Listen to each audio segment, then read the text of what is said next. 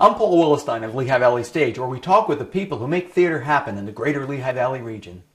It was actually the Royal National Theater under Trevor Nunn's direction in 1998, I believe. There was a revival over at the Olivier Theatre, the National Theatre in London, that starred Hugh Jackman playing Curly. And that production, took this musical that is usually played almost in a cartoonish kind of style with a kind of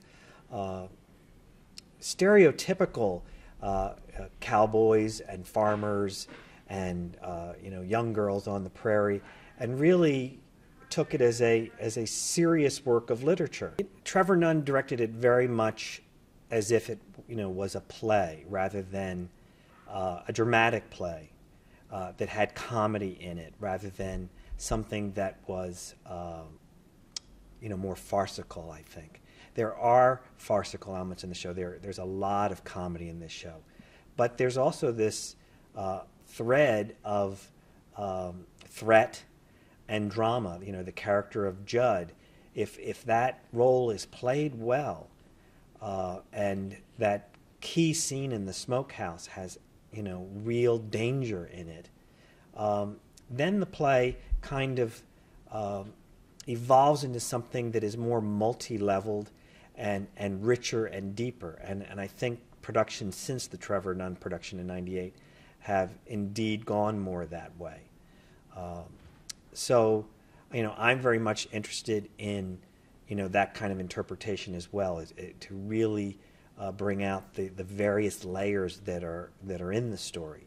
And it's interesting, these same people that we see in Oklahoma are the people that later are going to be the characters in Grapes of Wrath by John Steinbeck.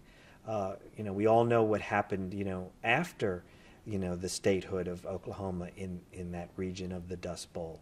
So these characters, in this high state of optimism on this moment around right after the turn of the century, when Oklahoma was on the verge of becoming a state, they were optimistic about that, about their lives, about the promise of the future, about America.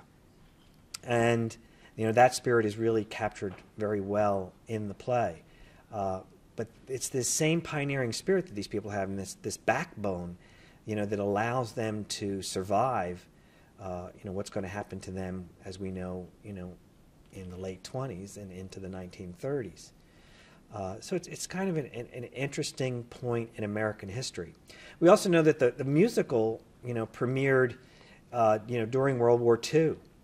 And so the optimism, expressed about America and what it is to be an American, really sat well with audiences when they saw the show. And I think it sits very well with us right now too, because America, is up against a lot of obstacles, and there's, I think, a resurgence in pride and tenacity of what it is to be an American in this country.